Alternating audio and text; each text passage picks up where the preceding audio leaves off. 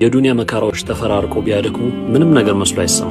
አትዘን። ምናልባት አላህ Subhanahu Wa Ta'ala እጅህን ወደ ላይ አንስተህ እንድትጠራውና ያንተን ድምጽ መስማት ፈልጎ ሊሆን ይችላል። ለምንስ ሐሳብህን ታረዝማለህ? አላህ ጋር Subhanahu Wa Ta'ala ሁሉም ነገር ተጽፎ አልቆ ሆኖ እያለ አንድን መርከብ ባህር ላይ ሲሄድ ማየትህ ኖርማል የሆነ ነገር ነው። ላኪን የሆነ ውሃ ደግሞ መርከቡ ላይ ከገባ ደግሞ ያ ደግሞ ችግር ነው። አንተ በዱንያ ልብ ላይ ሁን እንጂ ዱንያን በልብህ ላይ ማድረግ የለብህም። እንደው አንድ ቀን እንኳን ላጣው እችላለሁ ብለህ ያላሰብከውን ነገር ልታጣ ትችላለህ። ላኪን አላህ ደግሞ አንድም ቀን አገኘዋለሁ ብለህ ማታስበውን ነገር ሊሰጥ ይችላል። አንድ ህይወት ሞትን ጠየቀችው ይባላል። ለምንድን ነው ሰዎች እኔን የሚወዱኝ አንተን ደግሞ የሚጠሉ ብላ ጠየቀችው። ሞትም ደግሞ ምን ይላታል? አንቺ ቆንጆ የሆንሽ ውሸት ስትሆኚ እኔ ደግሞ በጣም መራራ የሆንኩኝ እውነት ነኝ ብሎ ነበር የመለሰላት። ይህን ትዕይንት ይመለከቱ እንደነበር ያወራሉ የሙእሚኖች እናት አይሻ አለች። ነብዩና ሴትየዋ ተቀመጡ የመካ መከፈት ቀን።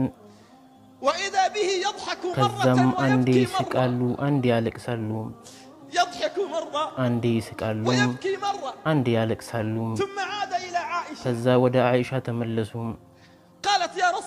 ያ ረሱላህ አለች፣ ማነች ካንቱ ጋር የተቀመጠችው አቅልህን እንደዚህ ያዘችው? ያ ረሱላህ ማነች እንደዚህ ያስገረመችህ? ያ አይሻ አሏት፣ እሷ ሐውላ ናት። ስሟ ሐውላ ነው፣ የኸዲጃ ጓደኛ ናት። የኸዲጃ ጓደኛ ናት። ያ ረሱላህ አለች፣ አይቼዋለሁ አንዴ ከሷ ጋር ስታለቅሱ፣ አንዴ ደግሞ ስትስቁ። ውዱ ነቢይ ሰለላሁ ዐለይሂ ወሰለም አሉ፣ ከኸዲጃ ጋር ስላሳለፍኩት ጊዜ ባስታወሰችኝ ቁጥር እስቃለሁ፣ እሷም ትስቃለች። ሁኔታውን በነገረችኝ ጊዜ የኸዲጃን መሞት ባስታወሰችኝ ቁጥር ደግሞ አለቅሳለሁ። ይህን ስሰማ ቀናች አይሻ። ያ ረሱላህ አለች፣ ሁሌ ኸዲጃ ኸዲጃ፣ አላህ ለአንተ ከኸዲጃ ውጭ አልፈጠረምን? ቀናች የሙእሚኖች እናት፣ ቀናች የሙእሚኖች እናት አይሻ።